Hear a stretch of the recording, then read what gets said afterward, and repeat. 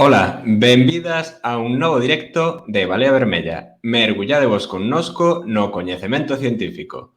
Hoxe falamos sobre a evolución da linguaxe con Xurxo Mariño. Comezamos. Ola, Xurxo. Hola, como Hola, estades, Xurxo. Javier e Iria? Boas. Moi ben, e ti? Estupendo. De feirante de un lado para outro. Bueno, moitísimas grazas por aceptar o noso convite, porque sabemos que és un home moi ocupado e que vir aquí a botar aquí unha horiña e media que esteamos, pois agradecese moitísimo. É un placer, eu veño encantado. Ademais, Vale. ten máis mérito porque ven con coñecemento de causa, porque repite. Entón, Exactamente. aos demais enganámolos, pero Xurxo sabe o que ven. Sí, moi encantado. Además, moi honrado de que me volverades chamar. Moitísimas Jo, gracias, pois, Xurxo. a honra é toda nosa, porque foi un luxo terte como padriño do stream e agora que volvase para falarnos dun tema tan chulo como este, pois é todo un luxo. Entón, nada, para quen non coñeza a Xurxo, que deben ser, pois, non sei, 0 persoas, Xurxo é biólogo, é profesor do Departamento de Fisioterapia, Medicina e Ciencias Biomédicas da Universidade da Coruña, creo que en excedencia, se non me equivoco, non? Ou a última vez creo que comentaras ti, é investigador do grupo de neurociencia e control motor. Decío en excedencia porque Xurxo é divulgador científico, podríamos dicir que é o divulgador científico para o meu gusto, porque é tremendo maquinón. Bueno. Como decía antes, padriño e socio fundador de Balea Vermella. Entón, nada diso, Xurxo. Moitísimas grazas de novo por vir. Cando queiras, Iria, pois comezamos. Sí, non nos vimos prolongar máis coas presentacións porque, como di Javi, hai 0 persoas que non coñecen a Xurxo Mariño. Nada, e ademais veunos moi ben porque acabas de recibir o premio Follas Novas do libro galego na categoría de divulgación polo teu libro Unha mente que voa, que é precisamente o libro que nos trae aquí, ¿no? Que é sobre o tema da evolución da linguaxe. Precisamente comezas o libro falando do que chamas, que me encantou a expresión, a tríade virtuosa do ser humano: a autoconsciencia, o pensamento simbólico e a linguaxe. Entón, pensamos que podíamos empregar esta mesma división para estructurar a entrevista, porque os 3 factores son moi complexos e parece como que dependen mutuamente uns dos outros e os 3 son imprescindibles para a comunicación humana. Entón, centrándonos no primeiro factor, gustaríanos que nos explicaras un pouco que entendemos por autoconsciencia, se é unha cualidade específica do ser humano ou hai animais que tamén poden ser autoconscientes. Sí, a autoconsciencia é a percepción que temos da nosa propia existencia. A percepción que temos da nosa individualidade dentro dun grupo. Realmente non se sabía ata mediados do século pasado como é iso noutros animais. Aquí hai moitísimos problemas moi bonitos e además todos se enguedellan uns cos outros. Unha cousa, por exemplo, curiosa é que a autoconsciencia é tan íntima, tan personal, que desde un punto de vista así moi de rigor non podemos nunca estar seguros de que outra persoa ten consciencia. Podía ser eu a única persoa nun planeta que ten consciencia e todos vos pois ser zombies que estades tratando de enganarme. É algo pois que non se pode demostrar, é simplemente asumimos que outras persoas pois teñen tamén unha mente, ¿no? unha consciencia. Así que, bueno, nos seres humanos pois sí, ¿no? Asumimos que todos temos autoconsciencia. Despois hai distintas modalidades, por decirlo de algún xeito, ou distintas formas de enfrentarse non a esa autoconsciencia, sino a percepción da consciencia dos demais. Por exemplo, no autismo, que ti o sabrás moi ben, Iria, bueno, non o sabe moi ben ninguén, non? Pero no autismo, unha das teorías de que ocurren esas mentes tan extraordinarias e tan especiais é que non se desenvolve igual que na maioría das persoas, do resto da xente, o que se chama a teoría da mente, que é pois, ter a idea de que os outros seres humanos pois, teñen intencións e teñen unha mente e teñen tamén pois, un fluxo temporal onde se van acumulando pois, todas esas historias autobiográficas. Pero non me vou liar. A ver, autoconsciencia. É esa percepción que temos, non? Existe únicamente nos seres humanos? Probablemente non, é casi moi seguro que non. Aquí hai un problema de definición, porque en que é a consciencia, que é a autoconsciencia, como dividimos todo isto? Non está moi claro, ni siquiera dentro da neurociencia, da psicología, da psiquiatría, supoño que tampouco iría, pois temos isto moi claro. Para decir algún tipo de definición, consciencia, ter un estado de vixilia que produce un estado interno do mundo exterior é algo que deben de ter moitísimos animais. Non sei se unha carracha ten consciencia, probablemente non. Unha carracha, mellor, o que ten é un estado de vixilia. Ten un estado de vixilia e ten un comportamento máis ou menos mecánico, robótico, que se debe á interacción co medio. A medida, aquí a idea é que hai un continuum, a medida que vai complicándose a estructura do sistema nervioso, pois van emerxendo propiedades novas. Entón, emerxería en moitísimos animais unha percepción consciente. Percepción consciente, eso, como decía, do mundo exterior e tamén do propio corpo. Pero a autoconsciencia é algo máis. A autoconsciencia é ser consciente de que un existe. Pois nos identificamos polas mañás nos espellos, por exemplo, somos nós. É moi importante para manter a autoconsciencia ter unha memoria autobiográfica, ter ese percorrido da nosa historia vital que fai que cando nos despertemos todas as mañás, pois volvamos a emerxir e a existir e saber quen somos. Ben, que pasa con outros animais? Pois resulta que a mediados do século pasado fíxose ou comezou a aplicarse un experimento que é bastante interesante porque é moi sinxelo, é bastante informativo, que consiste en poñerlle un espello diante a un animal que é co que se vai a facer esa proba e por eso se chama test do espello. Fíxose inicialmente con chimpancés. Se lles puxo un espello diante a un grupo de chimpancés e se deixou cada un co seu espello que interaccionaran con nada, que convivisen co espello. E máis ou menos, claro, a un chimpancé con un espello que dase conta, non, de que aí pasa algo. Non, por exemplo, non sei, que as persoas que teñades un gato ou un can, ao mellor vos dades conta de que pasan ampliamente dos espellos. Non lles chama para nada a atención. A un can, ao mellor, sí. Os gatos é moi rechamante que non lle fan nada. Normalmente. Bueno, pois os chimpancés, despois de interaccionar cos espellos, a pregunta era, realmente cando están mirándose no espello, están sendo conscientes de que se están mirando eles mesmos ou están pensando que teñen diante a un imitador, a unha imitadora? E a maneira de facer a proba foi anestesiar os animais, anestesiouse esses animais, e se lles pintou na cara, en algún sitio que pudieran ver, unhas marcas con rotulador.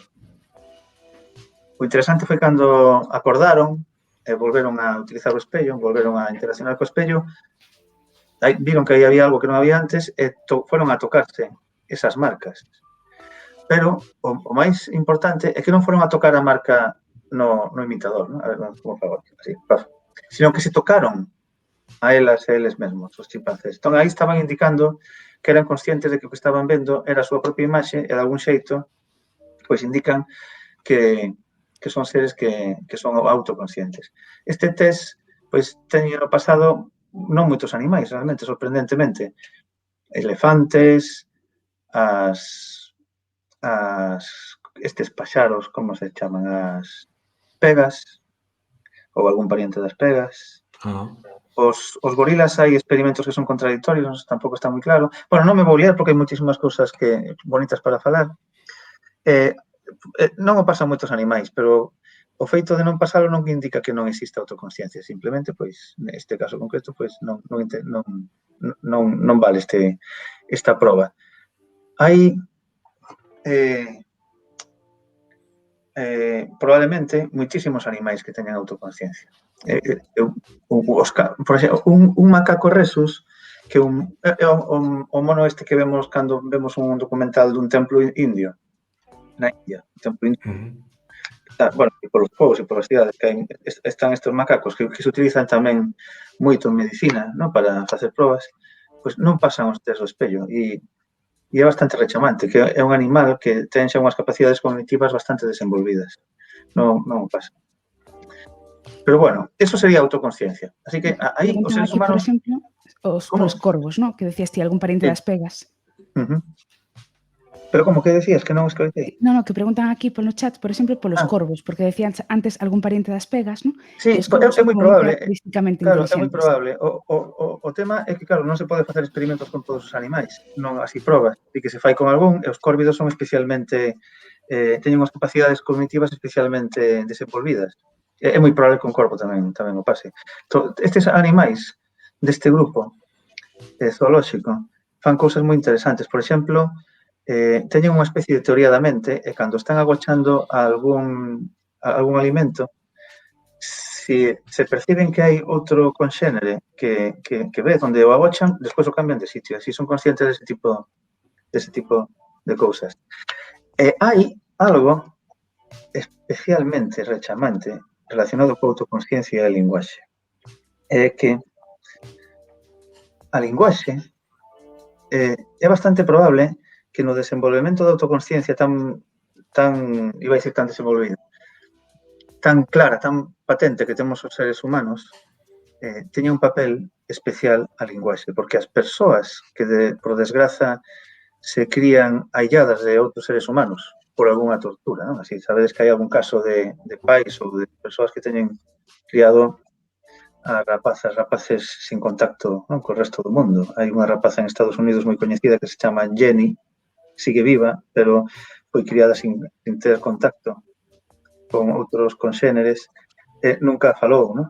Nunca se conseguiu ensinar a falar, di algunhas palabras, ten así, está moi limitada neso. Pero algo relacionado con isto é que é moi probable que tamén teña moi pouco desenvolvida a súa autoconsciencia, porque a linguaxe, a interacción social, non somos uns seres especialmente, somos hipersociables, non? A interacción co resto dos conxéneres é fundamental para que se desenvolva a propia autoconsciencia. Isto, no libro que escribín sobre a linguaxe, poño o exemplo máis contundente que eu coñezo, que é o das persoas xordas e cegas. Non sei se algunha vez pensastes, todas as persoas que nos están a escoitar, a todo isto, mil grazas por estar aí, que non o comentei ao principio. Non sei se algunha vez pensastes, bueno, mellor te coñecedes a alguén, pero como é a mente dunha persoa que sexa xorda e cega de nacemento. Como é o seu mundo? En que mundo pensa que está? Como é o mundo que se pode construir na mente? Pois, hai un caso que comento que é o de unha muller que se chamaba Helen Keller, que como era moi brillante, tan extremadamente brillante, pois aprendeu a escribir e escribía moi ben e contou todo isto, contou como era a súa mente antes de ter linguaxe. E aquí o problema é que, unha persoa que non teña así un déficit sensitivo, pois desenvolve a linguaxe sin ningún problema. Non nos costa nada. A mellor non nos damos conta da importancia que ten. Unha persoa xordocega, como se lle transmite o que é o simbolismo? É dicir, nós utilizamos símbolos para transmitir información, non? Todas as palabras que estou agora producindo, unha persoa xorda pois utilizaría xestos. A idea de símbolo non é moi sinxela, é ser consciente de que podemos relacionar calquer acto, acción, calquer idea ou calquer obxecto con unha representación inventada, arbitraria. Neste caso estou utilizando fonemas, pero tamén pode ser escrito no caso da lingua. Como lle contas eso a unha persoa xordocega? Porque sin eso, unha vez que lle transmites a idea dos símbolos, xa vai todo moi rápido, lle podes meter moitas cousas na mente. Pero como se lle conta eso? Ben, pois non me vou parar con eso, é fascinante, podíamos ter unha sesión só para falar da transmisión da historia de Helen Keller, pero xa vou para o final. Helen Keller aprendeu que eran os símbolos, aprendeu a linguaxe, escribiu. Ela conta que antes de ter palabras na mente, realmente non tiña capacidade para pensar. Pensade que todos nós pensamos con palabras. Cando facemos unha reflexión elaborada, podemos ter reaccións viscerais que non precisan de palabras. Pero calquera reflexión elaborada precisa dunha serie de palabras, ademais organizadas gramaticalmente. Helen Keller di que antes de ter a idea de palabra na súa mente, non tiña ni siquiera consciencia da súa propia existencia. É dicir, ela sentíase como un bicho, con fame, con ira, con reaccións, que facía cousas, pero non tiña sensacións de cariño ou de amor ou de interesarse por nada. Unha vez que se lle meteron as palabras na cabeza, cambiou todo de xeito radical. Entón, por iso hai unha relación moi interesante entre a autoconsciencia, que nós, así, se non temos un déficit cognitivo ou sensitivo, desenvolvemos sin problema, e a linguaxe. Non me podo parar tanto con cada unha das vosas preguntas, porque senón facemos un percorrido. Enlazando con isto, hai aquí unha pregunta que era, Gonzalo pregunta se isto é común ao resto do grandes simios, non? O da autoconciencia, que eu creo que quedou máis ou menos contestada. Eu tamén che quería preguntar se noutras especies humanas xa extintas, como por exemplo nos neandertais ou outras especies que sabemos que existiron, pero que se non existen, que están extintas, podemos supoñer que tamén había autoconciencia. Sí, é unha das preguntas que están aí, que están que son moi difíciles de investigar e que ninguén pode dar unha resposta contundente. Non se sabe. O que hai para tratar, claro, as palabras non fosilizan, os cerebros, a masa encefálica é moi branda, entón tampouco fosiliza ben. Non sei se comestes sesos algunha vez. Non, é unha verdade que non. Digo, pola textura. Bueno, se non, as persoas que nos están escoitando, se ides a unha carnicería algunha vez e teñen sesos á venda, pois mercado, que non ides para... Logo podedes desbotalos ou botalos no composteiro, pero para ser conscientes da textura que ten eso, que ten a masa encefálica, é tamén como paradoxal, non sei, que precisamente a parte do noso corpo que construe algo tan intangible como a mente é tamén, é como un flan, é unha cousa así, non? Pois non fosiliza, me vou outra vez por as ramas. Non fosiliza ben. Así que as pistas son todas indirectas.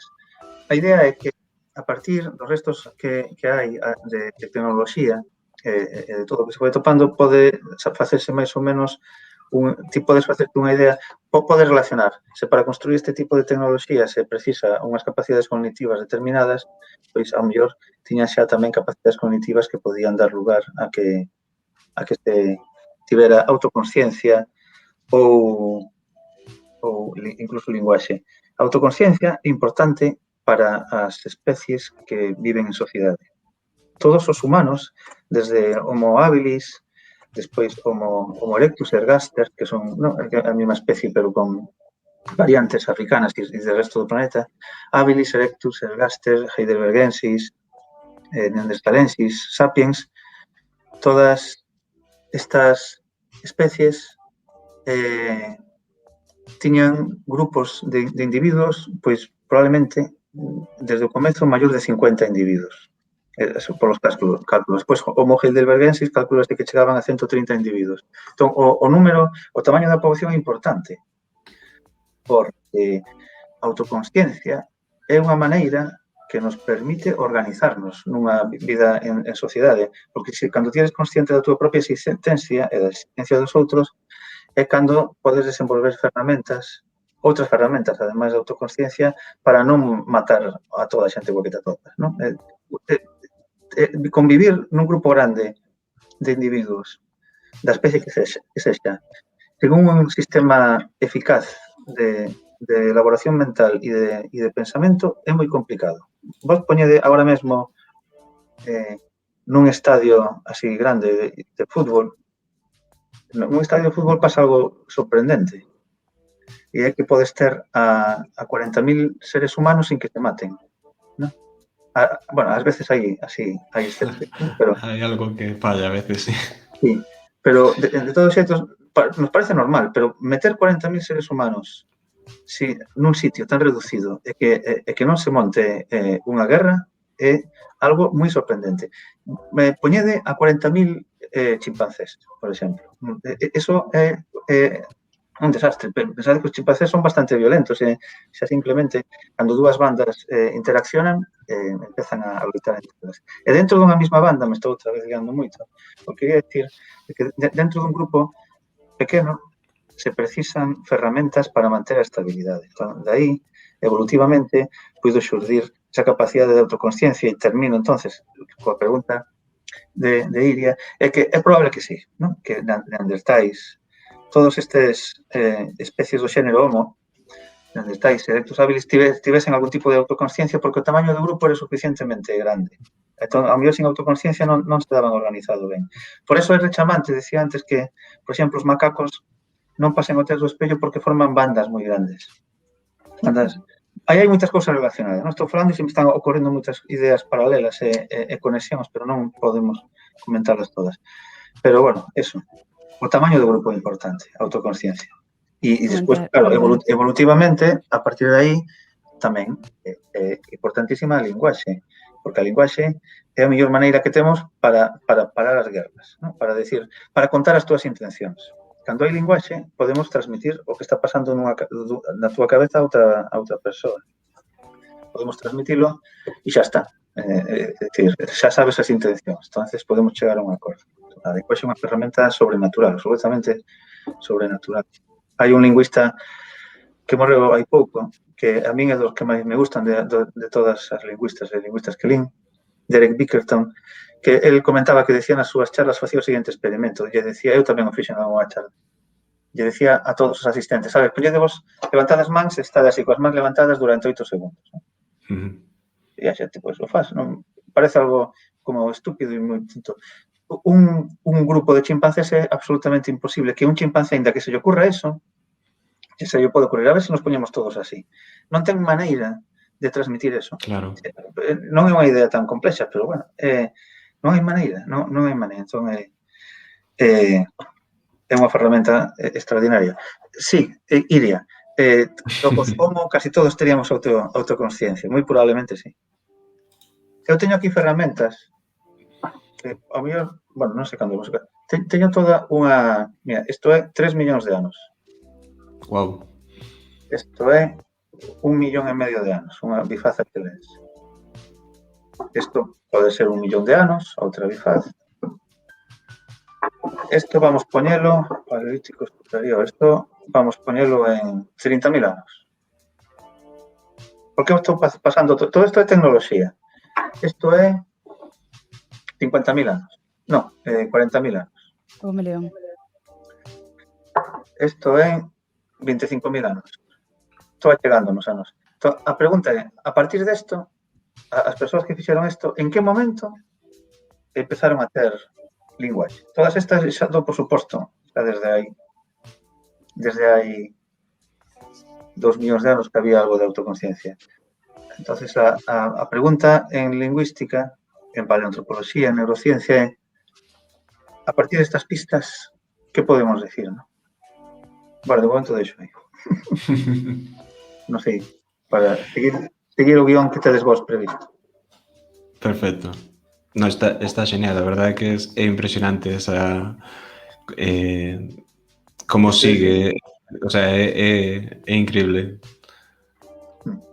Comentaba aquí antes Jenny Dorf que en Italia contan que máis ou menos o 0,3% da poboación é sordocega e que ela fixo un curso de lingua de signos táctil e é un mundo flipante.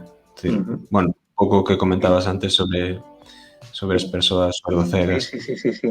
Hai un documental de Werner Herzog, o gran documentalista, director, que se chama O mundo do silencio e a escuridade. Vai percorrendo, van interaccionando con distintas persoas sordocegas, tendo unha de protagonista, porque é unha muller sordocega que adquiriu o impedimento sensitivo máis tarde. Entonces, ela manexaba moi ben a linguaxe, se manexaba bastante mellor da que era sordocega, pero É moi recomendable ese documental de Werner Herzog para ser consciente. Como se chama? O Mira, país xa teño aquí, Javi. do silencio e a escuridade. A escena final é profundamente poética e fermosa, conmovedora, que non vou contar, en que eu a puxen algunhas veces. Nese documental hai están nun asilo con un grupo de persoas xordocegas e unha muller decía coa súa maneira, claro, de comunicarse, que no momento en que a persoa que a cuida se separa físicamente dela, deixa de collerlle a man ou de tocarlle, xa esa persoa pode estar a 2 centímetros ou a 2000 kilómetros, porque para ela xa lle dá igual, xa é como un ser flotando no espazo occidental. Está completamente aillada. Non está aillada dos cheiros que poden chegar da cociña, non? Pero a mí me chama moito a atención como poden ser as mentes das persoas cegas. Todo isto, o que comentaba antes, Helen Keller ten un libro ten dous libros, ten varios libros, pero hai dous moi recomendables. Unha é A historia da miña vida, na que conta, pois eso. E outro é, titúlase en inglés, teño aquí, o título é algo así como é a miña mente, non? A miña forma de pensar.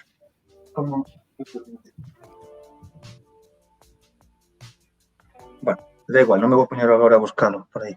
Vale, non te preocupes. Sí, o título é O mundo no que eu vivo. O mundo no que eu vivo. É moi bonito porque Helen Keller explica como é o tacto, o seu tacto, como sinte perfectamente cando lle dá man a alguén moitas cousas que as persoas, pois que porque utilizamos máis a vista, pois xa non nos paramos a pensar. Por exemplo, conta unha anécdota, ou... Sí, conta. O seu tacto é sobrenatural, por suposto, non? Unha muller xordocega, extremadamente inteligente, moi brillante. Ela pon moitos exemplos, pero un exemplo que me lembro agora é di que estaban ceando nun salón de ceas. Ela vivía en Estados Unidos, no sur de Estados Unidos, con así o solo de madeira, había unha banda de música, e ela di que cos seus pés percibía moitas cousas, non? Percibía así, e co seu corpo a música e a xente. E di, había dous camareiros que se movían dun lado para outro, notaba, non? Así as pegadas, así, a vibración. Un dos camareiros, pois, movíase ao son da música. Pero no outro eu notaba unha disonancia táctil, porque realmente pasaba por completo da música. Iba movéndose, pero os seus pasos non estaban sincronizados coa música. Entón, son cousas que a unha persoa, nós que podemos ir a un salón de baile e estar ceando, non nos daríamos conta, non teríamos ese tipo de percepción. Entón, Helen Keller ten comentarios profundamente interesantes para ser conscientes nós mesmos dos que non temos esos déficits do que temos realmente. Sí, sobre Helen Keller comentaba aí Nea hai uns minutos que penso que mencionaras ti xa antes, o do filme de O milagre de Anne Sullivan. Sí. E despois comentaba aquí Senín Díaz Mon que entón un neno ou unha nena que ten máis problemas para arrancar a falar pode ser que teña menos avanzada autoconsciencia. Ui, no, eso, claro, eso é complicadísimo. Os problemas que hai para arrancar a falar poden ser moi variados. Eu non sou un especialista niso, ainda que teño lido bastante. Home, máis ou menos teño algunha idea, pero os problemas para comezar a falar, antes de nada, pode que non sexa ningún problema. Cada persoa é un mundo, claro. E cada un comeza cando lle peta, non? Así, cando lle peta, bueno, cando...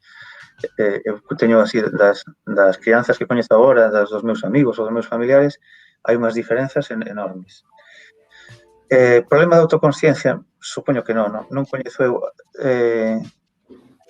que sexa un problema da autoconsciencia, aínda que no caso, por exemplo, do autismo, o autismo tamén é un espectro que engloba moitas persoas con características moi distintas, pero unha delas é a dificultade na linguaxe. E no caso do autismo, esa dificultade na linguaxe relacionábase até hai pouco con un problema na teoría da mente. un problema na comunicación e na sociabilización, porque non lle prestan atención ás outras persoas, simplemente porque non son conscientes desa existencia de outras mentes. Pero agora hai unha teoría moi interesante que se chama, por exemplo, unha das teorías chamase context, cegueira ao contexto, que consiste en que realmente o que non terían sería unha capacidade de a partir do contexto, construir sacar información a partir do contexto, non? Sacar información, por exemplo, que exemplo vos podo poñer? Moitas das cousas moitas palabras, cando escribimos, o seu significado depende do contexto. Se digo vela, sin máis, non digo nada. Pero se digo, soprou unha vela polo seu aniversario, sabemos de que vela estou a falar. E se digo, pois, arriou as velas, non, así, na dorna, pois tamén, xa, automáticamente, hai persoas autistas que non collen, teñen un significado para vela e fixo, non o relacionan co contexto, son incapaces de extraer o significado a partir do contexto. Por que digo todo isto? Porque e o que vou contar agora é un artigo que estou escribindo, porque é unha cousa que me decatei. É unha conexión que hai entre o autismo e a lingüística que ata onde eu sei non existe, non está escrito. É algo que estive investigando en certa medida. En lingüística hai tamén teorías que agora son teorías que tratan como de suplantar o poder que tivo en toda a segunda metade do século XX a teoría generativista de Noam Chomsky. E aquí teño que ser capaz de decir isto sin liarme. Ben, pois, hai explicacións de por que temos unha facilidade innata para a linguaxe sin ter que recurrir a unha modificación xenética brusca, que é a proposta dun lingüista moi coñecido que se chama Noam Chomsky, que coñecedes, non? Moitas e moitos. Sí. E unha desas ideas é que os seres humanos, cando utilizamos a linguaxe, realmente continuamente estamos para sacar o significado das cousas, non para sacar, e aquí teño que pensar, como é que unha rapaza de 3 anos fala tan ben, non? Ten un módulo lingüístico no encéfalo, non? Que xa é a proposta desde mediados do século pasado. Pois unha das propostas é que realmente o que fan é construir automáticamente a toda velocidade o significado de moitas das palabras a partir do contexto. E isto é unha proposta que existe en lingüística dentro dos estudos para a evolución da linguaxe. E aquí hai un nexo, e isto é o que estou dicindo eu por primeira vez no universo, así, que hai un nexo entre un déficit que se ve no autismo e unha proposta que está manexando agora en lingüística. E todo isto ven a pregunta inicial de si o déficit de autoconsciencia pode ser a causa de non falar. Cal é a conclusión que saco? Que é todo moi complicado. Hai moitísimos factores polos que unha persoa pode non falar. Desde logo que temos capacidades innatas encefálicas que determinan a nosa avidez por querer aprender. Os seres humanos queremos aprender. Non é que teñamos un módulo lingüístico específico, pero sí que temos unha avidez por aprender. Aí pode haber algún déficit e iso pode retrasar. Pode haber problemas relacionados coa teoría da mente. E pode haber problemas, e por eso o engadido que quería facer, coa capacidade de producir significado a partir do contexto. Entón, son moitas. E estou dicindo únicamente 3 posibilidades, non? Así que non sei a resposta a esa pregunta de que pode ser o que cause un retraso en lanzarse a falar. E o máis probable é que non sexa nada, que non cause nada, que simplemente, pois, vamos así a esa velocidade, cada un vai ao seu ritmo. Exactamente. Comentaba aí tamén Gonzo Mordor, eu teño percibida esa coordinación do ritmo de traballo en min mesmo e visualmente quen tamén seguía o fío musical e quen non. Claro. Sí, é cuestión de fixarse. E aquí a maiores que, bueno, acabo de poñer outro comentario que para cando proceda, que se procede se hai medidas directas de velocidade de xeneración e plasticidade neuronal nas primeiras etapas infantís, perdón. Wow. Medidas directas de xeneración e plasticidade neuronal. No, porque, bueno, todo isto, o que se sabe é a partir de bebés que morren.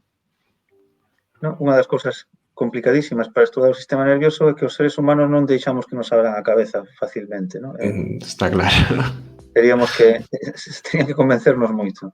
Para estudar ese tipo de cousas, hai que tomar mostras do tecido e facer estudos anatómicos así moi pormenorizados. Sí que existe a tecnoloxía, e isto é especialmente interesante. Hai unha tecnoloxía que permite observar en 3 dimensións, en directo, un trozo de circuito neuronal in vivo e observar como se modifica ao longo do tempo. E grazas a iso, pode observarse como en cuestión de minutos e, por suposto, de horas, se modifican as conexións entre neuronas. Debido ao crecemento, as neuronas, as dendritas das neuronas, a parte que recibe as conexións de outras neuronas, teñen moitas delas teñen outras ramificacións que se chaman espiñas dendríticas, que son como protrusións, non? Así que, pues, esas espiñas móvense en cuestión de minutos ou de horas. A todos nós nos está pasando agora mesmo. Pode observarse eses cambios. Bueno, pues todo o que estou dicindo pode facerse nun rato ou nunha rata, porque hai que pode facerse, ademais, como teñen un cráneo tan fino, non se precisa romper o cráneo. Se fai, bueno, por isto fixen eu, este tipo de experimentos, de probas, cando estive facendo o postdoutoramento en Boston. Foron probas que estábamos tratando de facer algo moi complicado e non saiu, non? E o asunto é que non precisas romper nada. Se pule un pouquiño se lima un pouquiño o cráneo e xa se fai unha ventana que é translúcida e se pode ver o interior. Ben, pois a tecnoloxía esta chamase microscopio de 2 fotóns. O que permite enfocar por debaixo, podes enfocar bastantes micras por debaixo, 200, 300, 600 micras por debaixo da superficie, de maneira que podes estar vendo un cacho de tecido cerebral en directo. Podes velo. Pasada. Sí, é unha cousa moi impresionante que se fai en datos. Claro, porque eso non se pode facer, por suposto, non? Un ser humano. Que pasa? Vale, a ver, que me vou centrar na pregunta. Propone aquí Diego unha alternativa, perdón, de que PCR chamase, creo. Como? PCR? Non, facía aquí Diego unha broma de que tamén esta opción da PCR. Sí. Sí, que che quitan un cacho de cerebro por nariz, como no embolsamento egipcio. Pois, que quería dicir con isto? Que sí que hai máis ou menos un coñecemento de que nos primeiros meses e anos de vida hai un crecemento extraordinario destas conexións, estas espiñas dendríticas que decía, e despois hai unha poda neuronal de eliminación das que non se usan. Pero todo isto é a partir de estudos de cerebros de persoas que desgraciadamente morreron pois cando tiñan 2 meses ou 1 ano e medio. E a partir de aí se reconstrue a película. Pero non hai un coñecemento profundo ou fino ou pormenorizado. Hai que pensar que todas estos estudos son sempre sobre persoas que tiveron algún problema. Tamén hai moitas críticas sobre as técnicas de fixación anatómicas, porque calquer estudo anatómico que non sexa en vivo quere dicir o que estaba dicindo antes, que non sexa en directo, sempre estás estudando un tecido que está modificado de algún xeito. Así que é moi complicado. Precisamente por todo isto, as técnicas de imaxe que hai agora, a resonancia magnética funcional, un TAC, unha tomografía por emisión de positrones, todas estas técnicas son moi importantes porque por primeira vez permiten observar que pasa dentro do cerebro dun ser humano sin facer ningún dano. O que pasa é que a resolución espacial e temporal é moi limitada.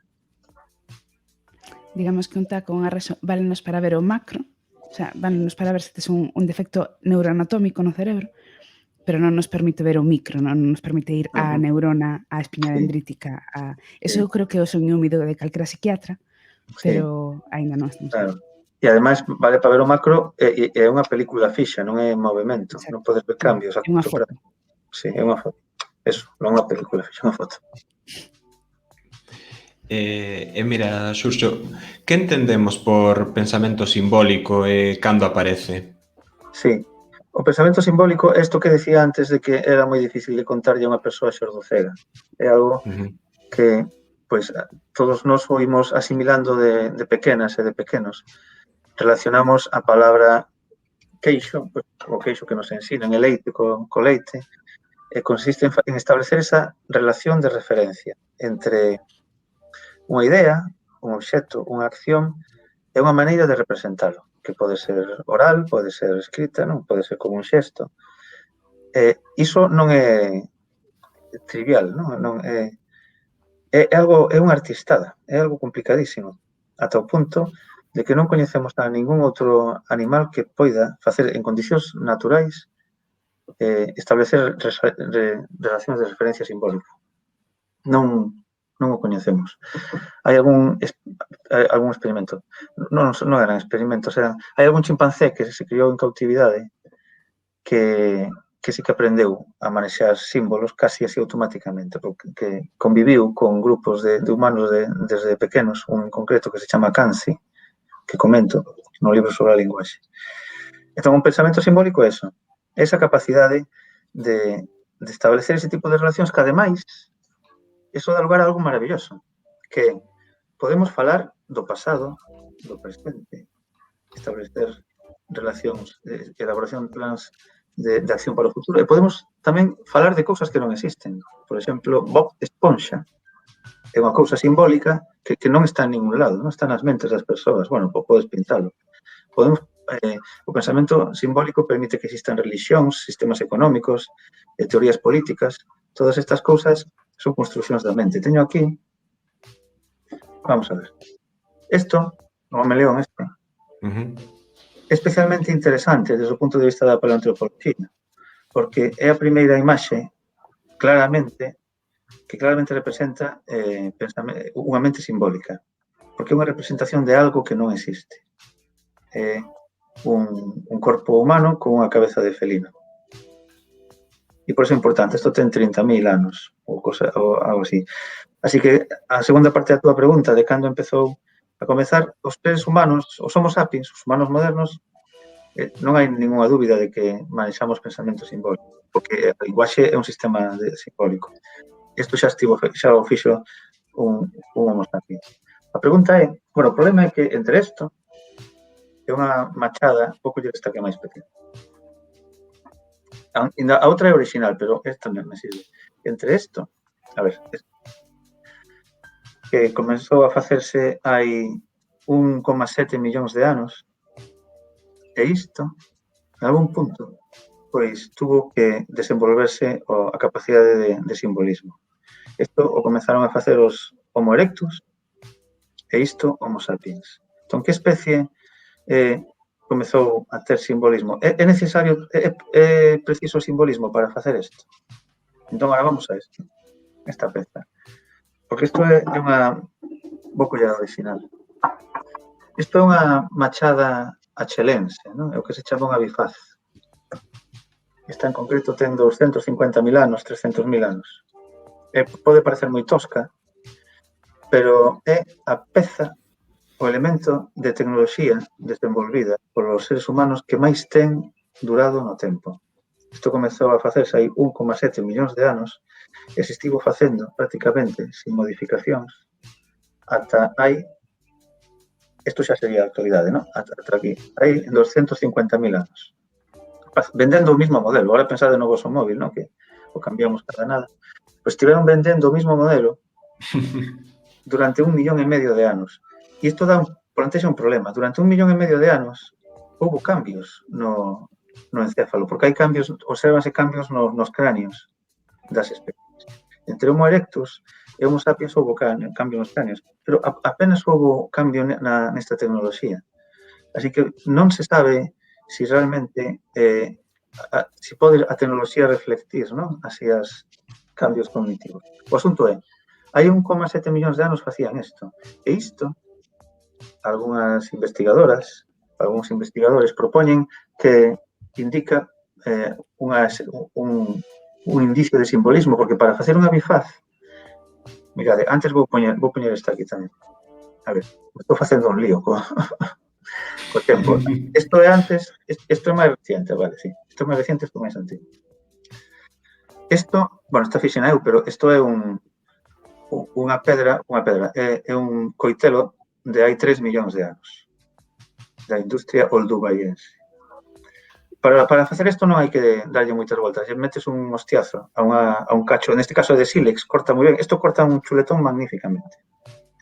De feito, os bisturís que teñen o fío máis cortante que se venden ainda agora para a cirurxía non son de sílex, son de obsidiana, pero son con un vidro volcánico, pero, bueno, isto aproxímase o fío que ten. Pois, para facer isto non se entende que se necesite ningún pensamento simbólico. Ti, eso, vas casi sin querer, lle metes un golpe a un con, que te quedas con isto, e isto o que permite é cortar o coiro e acceder á carne. Por iso é tan importante. Pode parecer moi tosco, pero antes disto non tiñamos capacidade de acceder á carne. Non podíamos. Pensade no coiro dun rinoceronte ou no coiro dun elefante. Morremos antes de comer eso, porque non temos garras nin colmillos para rompelo. Entón, isto permitiu pois eso. Acaba de ocorrérseme, Iria, que a mellor tamén foi tamén permitiu o suicidio. Non sei se coñecedes así, que especie humana se suicidou por primeira vez. Porque eso é algo tamén... Eu non o sei, non. Bastante particular. Pois mira... Porque o registro fósil, ademais, o registro geolóxico é moi escaso neste tipo de datos. Home, claro, que ese é o problema. Bueno, pois para isto non se necesita pensamento simbólico, eso están de acordo as paleontopólogas, paleontopólogos, pero isto ten unha forma de bagua, e ten unha forma que é simétrica, visto además é simétrica nos dous sentidos, non? Así, esta está moi machacada polo tempo e é bastante tosca, pero estas bifaces, aquí teño outra, esta é xa como máis elaborada, non? Teñen unha forma de bagua e para facer isto tens que imaginar a forma final que lle queres dar á pedra que estás tallando. E para imaginar a forma final tens que ter esa capacidade cognitiva de pensar un pouco máis aló do aquí e do agora. Pensar máis aló do aquí e do agora é a semente do simbolismo. Ir máis alá do momento actual. Entón, aquí fago un apuntamento que eu creo que é tremendamente interesante. O resto de especies animais, salvo algunha excepción, cando fan algún tipo de comunicación, están comunicando algo que está pasando nese preciso instante. Que teñen o alcance dos seus sentidos e que está pasando nese momento. Non comunican nada, non din... A semana pasada, pois, non, cando está, a mellor, facendo algunha chamada a algún primate. E tampouco falan do futuro. E agora mira a potencia da linguaxe. Todo o que hai na mente, por exemplo, dun chimpancé, é algo que ese chimpancé viviu. É algo que estivo diante dele en algún momento, ou cheirou. Todo. E agora pensade nos seres humanos. Todo o que hai na mente dun ser humano é o que vivimos, pero probablemente máis todo o que nos chegou por todos os outras canles a través da linguaxe. Non sei se estivestes en Groenlandia algunha vez. Non, eu tampouco estive en Groenlandia, pero sabemos que existe unha cousa que se chama Groenlandia, hasta nos facemos unha idea, non? Hai unha illa. Tú ahora transmítelle a un chimpancé o que é Groenlandia, non hai maneira. Non hai maneira. Entonces, isto de ir, e volvo a isto de ir máis alá do aquí e do agora é a semente do simbolismo e por eso se considera que a aparición das bifaces pode indicar que estes humanos, os Homo erectus, tiñan algunha capacidade simbólica. Probablemente non moi desenvolvida porque non deixaron... Ao mellor facían dibuixos máis complicados en madeira e non quedaron, non? En un sitio. Pero tampouco tampouco non apareceu nada máis, non? Ningún polo de agora. Entonces, Javier, esa sería a resposta. Probablemente apareceu de alguna maneira en Homo erectus, porque antes non Homo temos... erectus. Antes temos isto. Bueno, antes era deste lado, dije, sí. O tempo Antes corre temos esta Claro. industria olduvallense que non ten forma ninguna. Mira, aquí está comentando Cris, Cris Quinteiro, que estivo con nos no directo sobre a pandemia en urxencias e que nos acaba de dar Prime, gracias, Cris. Comenta, ¿no?, que o que decíamos antes, ¿no?, que sería lógico pensar que estas ferramentas poden non provir do pensamento simbólico, senón da pura experiencia, ¿no? Sí, Que bueno, pode ser claro, por un descubrimento incluso casual. Sí, aí hai unha realimentación. Uh-huh. A experiencia, por suposto, tipo de experiencia, ti daste conta, cando se che que rompe unha pedra que tropezas con ela sin querer, que corta. Además, daste conta porque te cortas ti mesmo, non? E dices, ostras, isto corta. Vale, pois, agora vou abrir este rinoceronte. Eso desde logo, sí. Pero, o de darlle unha forma determinada, o de darlle esta forma de bagua, obriga a que na mente este precisada a forma final. Cando se comeza a tallar, estas, é que non teño aquí agora un com. Estas ferramentas fanse a partir de pedras así moi grandes, de cantos dos ríos. Claro. Canto rodado, non sei se en galego se usa para a palabra canto rodado. Non podo decir, se está por aí as persoas que controlan de lingua no chat, que non lo aclaren, non sei. Vea se andas por aí, comenta. Sí, a pedra original non ten para nada esta forma, nin de broma, non ten esta forma, non? Non ten esta forma. Entón, hai que ter esa idea na mente. Diné, sí. Na zona do Morrazo sí que sei que de feito hai a toponimia por ali, non sei, Ten os seixos, están en... Sí, certo. En Cangas tamén, bueno, hai un sitio en Marín que se chama Seixo, de feito, así que... Seixo. En Ferrol tamén hai un Seixo, o Seixo. Sí, pero o Seixo ten varias acepcións porque tamén se utiliza para o cuerzo, sin máis, non? Para o fiscal castellano. Claro.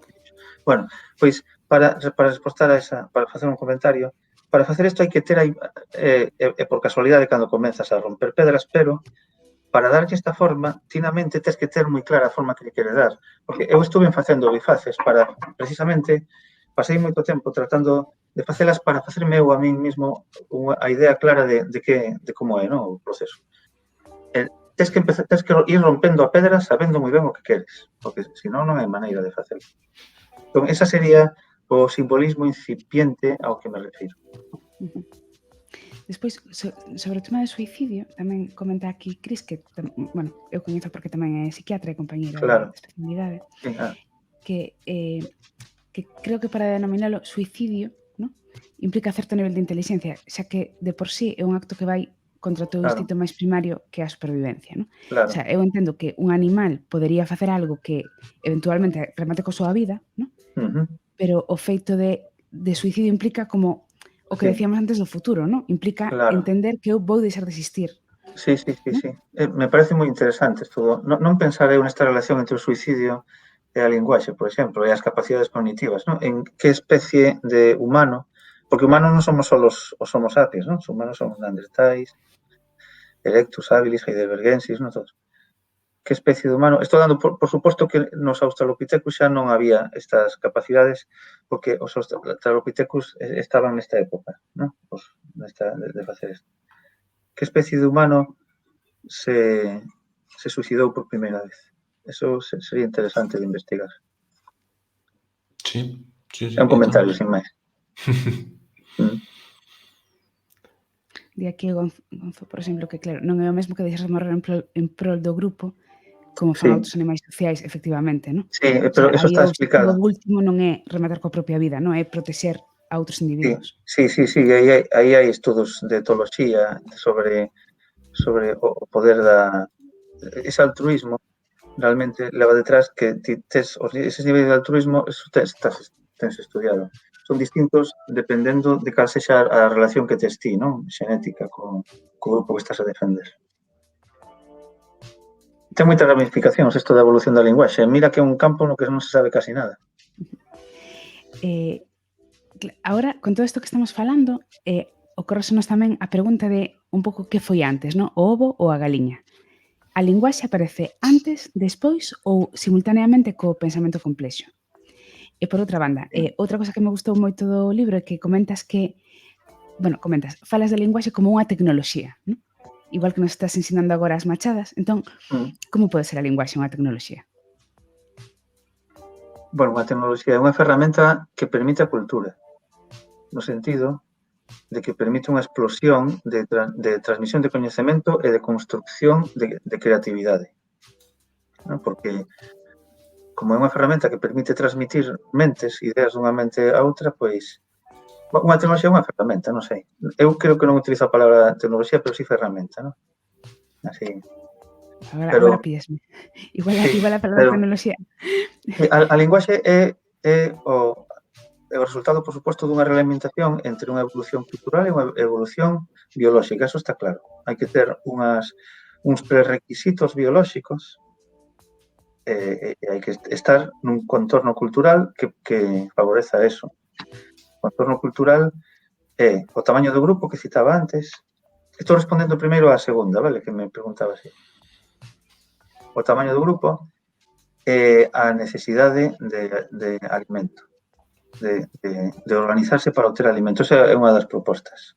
A necesidade de organizarse para obter alimento, sobre todo carne. Porque a época na que se supón que se desenvolveu a linguaxe, que foi nos últimos 2 millóns de anos, é cando aumenta moito o tamaño do encéfalo, e aquí volvemos tamén a un ovo e unha galiña, aumenta moito o tamaño do encéfalo e as neuronas son células que precisan moita enerxía. Entón, se non hai enerxía suficiente, non pode desenvolverse un encéfalo, vai dentro do cráneo. Entón, hai esa realimentación entre un proceso cultural e un proceso biolóxico. Eso está, moi claro. O que non se sabe é canto de biolóxico necesitamos, non? Canto precisamos de biolóxico para que arranque a linguaxe. Hai unha proposta respecto a...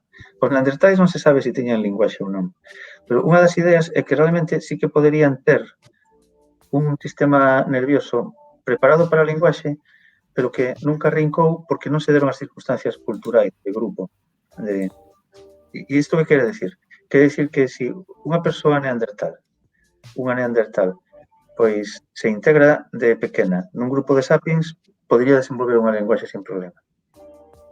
Estou dando por suposto que non tiñan unha linguaxe tan desenvolvida ou nada como a dos humanos. E a pregunta de que foi antes se a linguaxe ou o pensamento simbólico, claro, eu podo facer comentarios simplemente, non? Porque eso non o sabe ninguén, pero é unha cousa moi bonita. Moi bonita. É unha liorta moi grande que hai entre as lingüistas e os lingüistas respecto a eso. Sí. Porque aí entra en xogo outra cousa. A ver, entre os lingüistas, hai lingüistas que consideran que a linguaxe é principalmente unha ferramenta para a comunicación. Se é principalmente unha ferramenta para a comunicación, inicialmente non precisa de moito simbolismo, porque podes empezar a comunicar cousas icónicas. Por exemplo, icónico é que o que queres comunicar vai implícito na forma de comunicalo, non? Por exemplo, pintar un elefante. Ti pintas un elefante no chan e estás facendo non un símbolo dun elefante, sino un icono, non? Unha icona. Entón, hai unha parte que defende que naceu originalmente para a comunicación. Entonces, aí podía ser antes esa linguaxe que non tiña podía ser unha gramática moi simple. A partir de aí, co tempo, desenvolveu un simbolismo. Pero, por outra banda, hai outras lingüistas que defenden que é unha ferramenta primariamente cognitiva no sentido de que se desenvolveu para facilitar o pensamento, para elaborar pensamentos complexos. E se é así, para eso sí que precisas dun simbolismo. Sí que precisas de ter unha capacidade simbólica porque van da man neste caso, non? Entón, que foi antes? hai unha proposta que mestura un pouco todo, que é a deste lingüista Derek Bickerton. El considera que puido existir unha protolinguaxe inicialmente para a comunicación sin símbolos, con iconas. E que o feito de transmitir cousas, de querer transmitir cousas que non estaban diante de ti, da necesidade de transmitir, non? Pois hai un elefante a medio percorrido do sol de distancia de onde estamos. A necesidade de querer transmitir algo que non tes diante obriga a crear símbolos. Tes que pode ser inicialmente unha icona, ao mellor dibuixas o sol así movéndose, non? Para marcar o tempo. Pero eso, co tempo, pois, tira dos símbolos. Así que están tan relacionados que é moi complicado separalos. Non hai.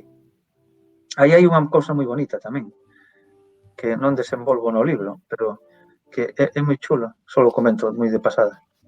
É que un dos elementos que puido ser moi importante para a emerxencia da linguaxe e para meter na mente dos nosos ancestros a idea de símbolo son as pegadas dos animais.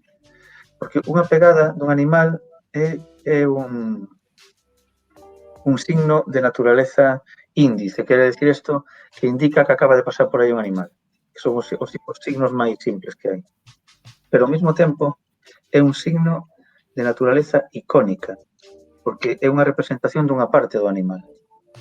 E ao mesmo tempo, se ti dibuixas unha pegada noutro sitio, tives unha pegada e logo chegas ao resto do grupo e pintas esa pegada ten unha certa naturaleza simbólica e ademais co tempo podes pasar a facer unha especie de pegada resumida, non facela con moitos detalles, sino faz así un símbolo.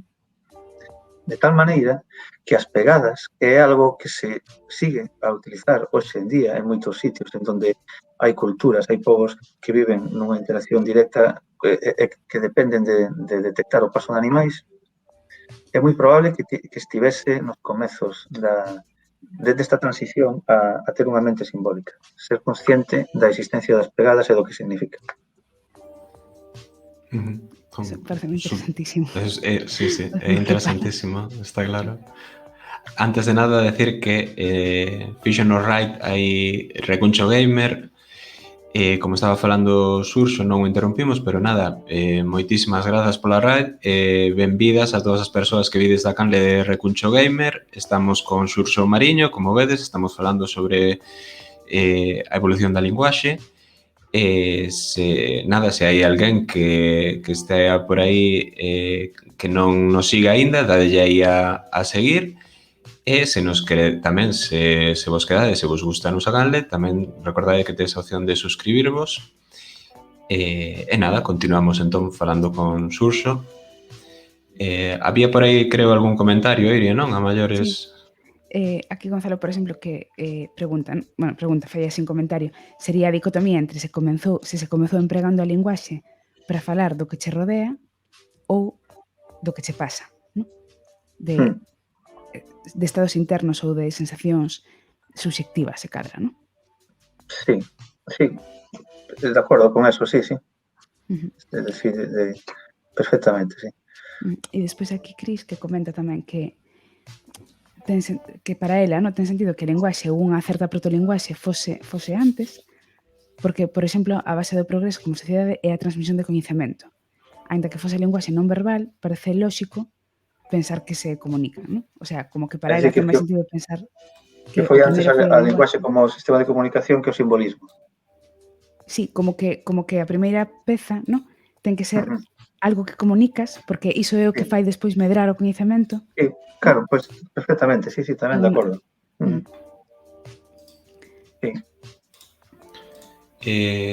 Moitas grazas que acaba de seguirnos Farún, ou Farun, non sei nunca, sempre o vexo por aí noutros directos, non sei como se pronuncia o nome, creo que Iago, que lle di Farún, pero bueno, moitísimas grazas por seguirnos.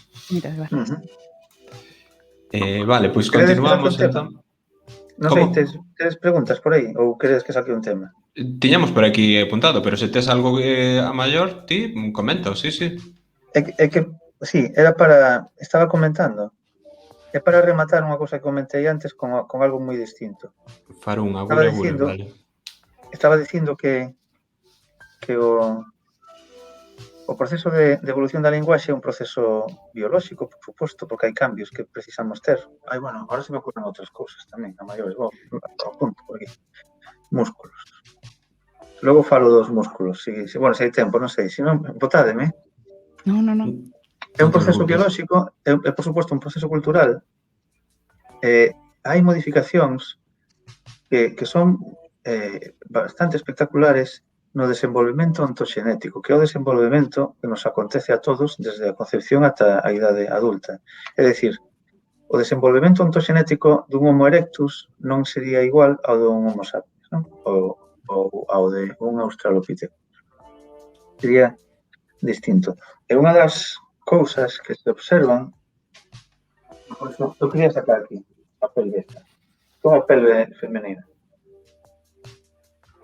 Actual, moderna, non? Dunha Homo sapiens. Como se fai isto? Se a poño así parece que teño orellas enormes. Bueno, entón o asunto é que os humanos, é así. Os humanos modernos, para nacer, temos que pasar por aquí. A ver. Temos que pasar aquí. Hai que ir facendo un xiro, ademais. O parto nos humanos modernos é complicado. É un proceso que non é nada doado. Isto é unha das complicacións. A cabeza do bebé pasa totalmente axustada a isto. Así podía ser o tamaño do meu puño. Ademais, ten que ir facendo un xiro para ir salvando esta arquitectura. E a cousa é, evolutivamente, isto é moi raro. Porque se existe un problema así, evolutivamente debería de existir unha tendencia, digo debería, a tendencia sempre sobre a base de cambios ao azar, non? E despois a presión. A que isto se modificare se fixese moito máis ancha, porque se observamos a pelve dunha chimpancé, é enorme comparado a canle do parto. Isto chamase canal, non? Ou canle do parto. Un chimpancé, un bebé nace así, plof, non? Así, sin ningún problema, non? Pois non houve esa modificación nos seres humanos. E a explicación é que os seres humanos utilizamos a arquitectura da pelve tamén para camiñar cunha postura bípeda, camiñar erguidos, e cunha postura... O peto máxico de Xurxo Mariño. Sí. Camiñamos cunha postura erguida. Bueno, aquí van... Bueno, non explico a anatomía disto. E non pode modificarse. Non se pode modificar de calquera maneira, porque esta arquitectura é importante, porque ter unha postura erguida e poder camiñar e poder percorrer longas distancias, porque nós somos evolutivamente corredores de fondo. Foi evolutivamente importante. Isto deu lugar a unha cousa que determina por completo o noso desenvolvemento. É que, ao mesmo tempo, temos un cabezón enorme. Os seres humanos, en relación ao tamaño do noso corpo, temos un cabezón sobrenatural. De feito, somos os bichos máis cabezóns que coñecemos. Bueno, hai tamén unha relación moi grande nas formigas, por exemplo, entre cabeza e tamaño do corpo, pero unha balea, un elefante é máis grande, pero tamén o corpo é enorme, en relación co tamaño do corpo. En proporción, claro. En proporción, sí. E o asunto é que desenvolvemos un cabezón tan grande que se esperamos un pouco máis dos 9 meses non saímos. Non damos... Bueno, eu aquí ahora estou entrando. Teño que facelo ben. Non saímos, non? O asunto é que evolutivamente deuse a circunstancia de que os bebés humanos teñen que nacer antes de que non poidan pasar por este canal do parto, e iso se debe a que temos unha cabeza moi grande, e o resultado é que nacemos a medio cocer, non? Que como o explico eu habitualmente. Nacemos a medio facer. E isto non é nada normal nos nosos parientes, en moitos outros primates. Os que vivides nunha granxa ou tedes visto nacer moitos animais de granxa. Un potriño. Pois aos poucos minutos está camiñando por aí. Exactamente.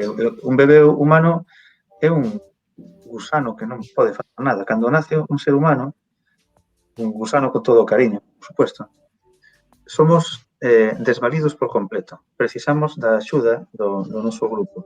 Hai tamén un lingüista que propón que este feito foi moi importante para agora que estou facendo un paréntese, este feito do parto da dificultade e da axuda do grupo foi importante para que socialmente se desenvolvese a linguaxe. Pero estou indo por outro lado. E o asunto é que, como nacemos a medio cocer, o sistema nervioso, a corteza cerebral nos seres humanos termina de desenvolverse fora do útero materno, no espacio cósmico cultural que hai fora. O resto dos mamíferos, ou de moitos mamíferos, xa saen aprendidos, por decirlo así. Saen con un encéfalo prácticamente desenvolvidos e logo siguen aprendendo, por suposto. Pero no noso caso a circunstancia é que as neuronas terminan de facer esas conexións nun entorno extremadamente de absorción cultural. E precisamente por iso é no primeiro ano de vida cando aprendemos os fonemas da lingua ou das linguas maternas. No primeiro ano de vida, antes de dicir a primeira palabra, xa estamos asimilando os sons. E iso débese, esa máxica facilidade para asimilar sons e moitas outras cousas a que saímos a medio cocer. E iso débese a que temos que pasar por aquí. E iso débese a que camiñamos erguidos e con dúas patas, e iso débese a que temos un cabezón sobrenatural. Un montón de cousas aquí relacionadas unhas con outras. É unha auténtica pasada. Eu isto non sei se o mencionas no libro ou xa o mencionabas antes nalgúna das charlas que dabas relacionado con isto sobre linguaxe. Este exemplo, quero dicir, é que a mí soame de oílo, algo parecido, vaya. A min... nun espectáculo que teño que facía co actor Vicente Moedano.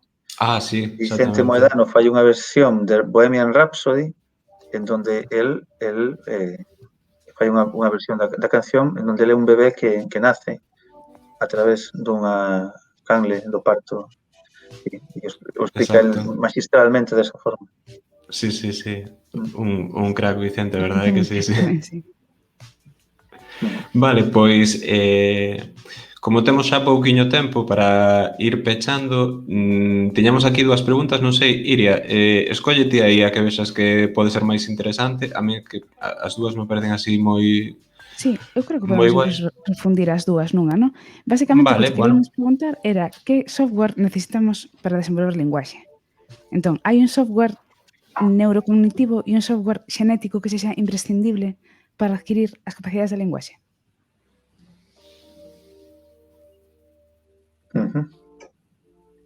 Software. Aí hai un problema. Temos un problema aí, porque o cerebro, o software e o hardware son o mismo e se mesturan, pero vou como a mesturarlo tamén, todo. Precisamos xenéticamente para desenvolver a linguaxe ter unha capacidade de entender o contexto social, non? Agora estou pensando de novo nas persoas autistas que poden ter problemas coa linguaxe. De comprender o contexto social. Comprender o contexto social e ter teoría da mente e ter capacidade para o simbolismo enténdese que está en gran medida organizado polo que se chama corteza prefrontal. Corteza prefrontal, que é precisamente de todas as partes que crecen moito nos últimos 2 millóns de anos, das que máis crece. Así que eso sería hardware, pero é que o software no sistema nervioso é o mismo cando pasa un sinal eléctrico por aí, non? Mais ou menos, ou cando se modifican as conexións sinápticas, entón non está moi claro. Precisamos eso. Precisamos de un alimento cultural, porque, como decía antes, por exemplo, das persoas que viven ailladas, se non hai alimento de un entorno cultural non desenvolves ni siquiera en mente autoconsciente. Entón, para desenvolver linguaxe se precisa un entorno cultural. Un entorno cultural no que se este falando unha linguaxe ou cando digo falando, tamén con xestos, non?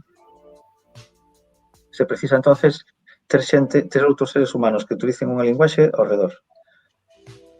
Estou mesturando así bastantes cousas. Pero volvo ao corpo humano. Precisamos, pois, ata onde sabemos, ter unha corteza cerebral moi grande que teña unha capacidade importante de memoria de traballo. Porque a memoria de traballo é a memoria en donde estamos guardando as cousas que temos nun momento na mente, non? Para facer operacións mentais a partir do que temos almacenado na memoria autobiográfica, que é a máis grande. Entonces, esta memoria de traballo que é software ou hardware? Bueno, pois o que sexa, necesitamos memoria de traballo. Tamén está a corteza prefrontal implicada en ter un aumento da nosa memoria de traballo.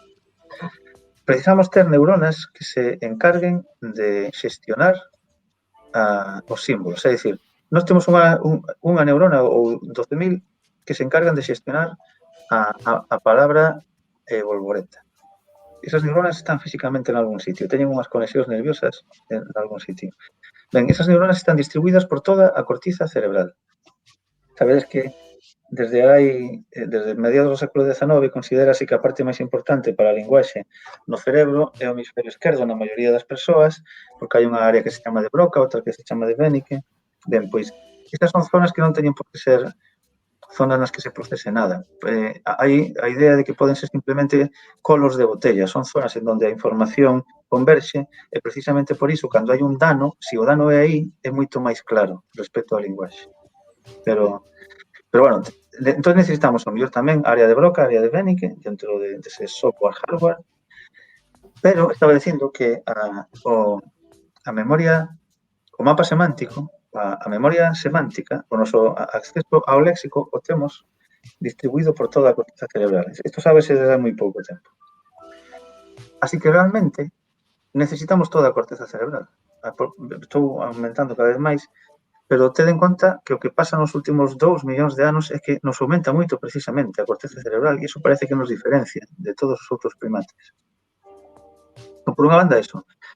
Respecto á exteriorización, a forma de comunicarse da maioría das persoas que é mediante produción de sons, somos os únicos animais, os únicos primates, primates seguro, que temos unha conexión directa entre as neuronas motoras que controlan o movimento voluntario e as neuronas e os músculos da larinxe. No, e as neuronas motoras que moven os músculos da larinxe. Ningún outro animal, ningún outro mamífero e primates. E aí podo casi decir considerar que ningún outro primate, por lo menos, ten un control voluntario directo da larinxe. Entón, iso temos que telo, porque isto, poño un exemplo moi claro. Un chimpancé, cando produce un son de comunicación, os estes sons de comunicación son estereotipados, non é linguaxe, son sons estereotipados que se producen automáticamente e que non teñen un control voluntario relativo, porque se un chimpancé por unha lesión perde estas neuronas que controlan o control voluntario dos músculos que moven a súa cavidade bucal, produce exactamente igual os sons que os sons así do seu sistema de comunicación os produce igual. Estou liándome ahora. Volvo ao modo de non liarme. Temos unhas conexións directas coa larinxe que non ten ningún outro primate. Entón, ese sería tamén hardware. Iso aí sería máis hardware, porque hai neuronas, hai menos xa. Temos unha cantidade tamén fora do normal de neuronas que controlan o movimento das mans. E isto que ten que ver coa linguaxe? Bueno, o movimento das mans parece ser que foi moi importante para facer isto, e que foi moi importante para moitas outras cousas, para transportar cousas, non? Entón, temos moitísimas neuronas dedicadas a isto. Todo isto, pues, probablemente este sempre relacionado. Bueno, e hai máis características de software e de hardware, pero paro. E, por suposto, o entorno cultural, o entorno social, o entorno hai que ter seres humanos ao teu redor. Eso é, hai un antropólogo maravilloso que se chama Roger Bartra, recomendabilísimo, porque escribe de maravilla, e porque é moi claro, que lle chama exocerebro. O noso contorno non é unha cosa así máxica, non? Simplemente unha maneira de... Chámalle exocerebro a ese contorno cultural e social no que vivimos. E comenta que precisamente sin ese exocerebro realmente non termina de desenvolverse unha mente humana para dar lugar á mente e á linguaxe. Non sei, Iria, así máis ou menos. Sí, eu creo que sí. E a nivel xenético, por exemplo, habería algunha modificación imprescindible para producir linguaxe? Sí, ten cabelas, non as coñecemos. Pero nós temos unha capacidade fora do normal de asimilar. Nós temos como... Asimilamos cultura con moita facilidade. E iso ten que ter unha base xenética. Aí hai moitas propostas, non? Unhas son unhas neuronas que se descubriron nos macacos que se chaman neuronas espello, que seguro que escoitastes falar, que son neuronas que están implicadas na aprendizaxe a partir na interacción social, porque é aprendizaxe a partir do que lleves aos demais, non? E na imitación. A imitación é importante para aprender as linguas, para aprender a linguaxe. Esas neuronas, a súa existencia ou non existencia ten que estar determinada por algún tipo de xen, probablemente, non? Pero realmente non hai xenes para, non? Os xenes sempre están todos interaccionando uns con outros. Hai un xen que se chama FOXP2 que se relacionou coa linguaxe porque as persoas que lles falta teñen uns problemas enormes para desenvolver a linguaxe, pero que ese xen está relacionado con moitísimas cousas que teñen que ver co control motor, co desenvolvemento do cerebelo, co desenvolvemento dunha zona que se chama ganglios basales. Entón, hai moitos xenes que sí, que necesitamos para a linguaxe, pero é moi probable que eses xenes tamén os necesitemos para outras cousas e están aí e tamén participan para a linguaxe. Xenes específicos para a linguaxe? Home, pois, ou muller, pois, os xenes que fan que nós teñamos esa conexión directa, única, para mover os músculos da larinxe, eso ten que estar determinado xenéticamente. E neste caso sería para a exteriorización da linguaxe, non para desenvolver o pensamento. Ese sería, pero non se coñece. Hai outro xene que se modificou hai 2 millóns de anos, é unha duplicación. Dentro das mutacións sabedes que hai distintos tipos, non? Esa duplicación deu lugar a que creza moito a nosa corteza cerebral. Parece que está relacionada con ese cambio. Perdón. Vai sendo hora xa de tomar un vino. Sí. Ese xen, que agora non me sai o nome de memoria, o comento tamén brevemente no libro sobre a linguaxe. A mutación produciuse hai uns 2 millóns de anos, coincide co aumento grande do tamaño da corteza cerebral. É iso o que pasa cando é déficit, cando non funciona ben ou cando está mutado nun ser humano actual, pois non sei se é o causante directo do que se chama microcefalia, pero debe estar bastante relacionado. Pero non hai, desde logo, xenes para a linguaxe, non se coñecen, pero realmente isto é algo que sirve para todas as baleas vermellas que podades facer nos seguintes 200 anos. Os xenes para as cousas non existen, porque o sistema de interacción xenético e de interacción co organismo, coas proteínas e con todo o que producen é moi complexo, non hai un xen para unha cousa. Non sabemos, non... A ver, ahora aquí se me podía criticar, porque hai persoas que estudian en Drosophila melanogaster en donde modificando un xen cambian un comportamento. Pero... Claro, o que pasa é que o salto entre a Ui, creo que se lle conxelou aí, Iria. Conxelouse, sí. Repite o comentario, Iria, que non escoitamos. Non digo que o salto entre a Drosophila e o ser humano. Exacto, sí. Pero por eso, teño que ir a Drosophila para atopar un exemplo desta natureza, ¿no? De un xen que parezca que sirva claramente para algo relacionado cun comportamento. Se alguén quere investigar sobre eso, hai un investigador moi bo do CSIC que se chama Alberto Ferrús, que ten uns experimentos e traballos e cousas de divulgación escritas en onde fala de eso, de como modificando un xen modificas un comportamento. Nunha mosca. Bueno, non sei se alguén quere preguntar algo este momento ou se me quedou por aí algunha pregunta. Había algún comentario por aí, pero penso que xa o solventáramos. Sí, escrito así. Escrito así. Con tilde no. Alberto Ferrús, escribe moi ben, é un bo divulgador de neurociencia. Vale, pois entón nada, pois xa, se non hai máis comentarios, deixámolo aquí. Agradecer, por suposto, a Xurxo que se pasara hoxe pola Balea Vermella. Nada, Xurxo, se queres promocionar algo, se queres recomendar algo, e tamén contanos un pouco como te estás movendo agora, que estás facendo, e demais, falabas hai un pouco sobre un artigo que estabas Sí, escribindo. bueno, estou facendo, teño bastantes cousas en marcha, pero non sei, son así. Pues, por suposto, moitas charlas, non? Mañá pola mañá estou en Baio, nun instituto, pasado mañá estou en Ferrol, e hoxe anduve por aí. Estivemos tamén grabando a temporada de Órbita Laica, este programa na Dúas. Sí. Rematamos este venres pasado. Cando se vai estrear isto? E cousas así, escribindo bastantes cousas. Estaba precisamente escribindo unha cousa sobre autismo e linguaxe. Unha interacción que descubrín, como decía. E recomendar, pois, recomendaría dentro do que é unha das manifestacións máis extraordinarias, fermosas, recomendables da linguaxe, pois ler poesía galega, porque temos a fortuna de ter unhas poetas maravillosas. Non estou pensando en Xel Arias, por suposto, non? Porque era o Día das Letras Galegas e comentaba desde o principio que isto formaba parte así, pois, destos balea vermella con motivo das letras galegas. Pero calquera poesía galega actual, moderna, é realmente tremendamente recomendable. Entre outras cosas porque pola propia natureza das mentes humanas e da poesía, cada poeta é un universo absolutamente insondable, non? É unha das maneiras máis fermosas e sorprendentes de tratar de entender ou de non entender, simplemente de gozar co que é a mente humana. De feito, con isto pregunta aí, Né, que poetas nos recomendas? Olga Novo, Lupe Gómez, non sei, moitísimas poetas.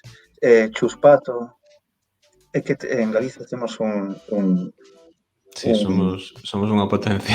Sí, me están saindo todo mulleres porque temos, pero igual en homes, non? Exactamente igual. Moi ben, pois nada, despedimos entón a Xurxo. Moitísimas grazas de novo por pasar. Nada, que vaya todo genial. Agardamos poder volver verte outra vez por aquí, por Balea Vermella de novo. Veña, encantado. Graciña, Xurxo. A vos. Chao.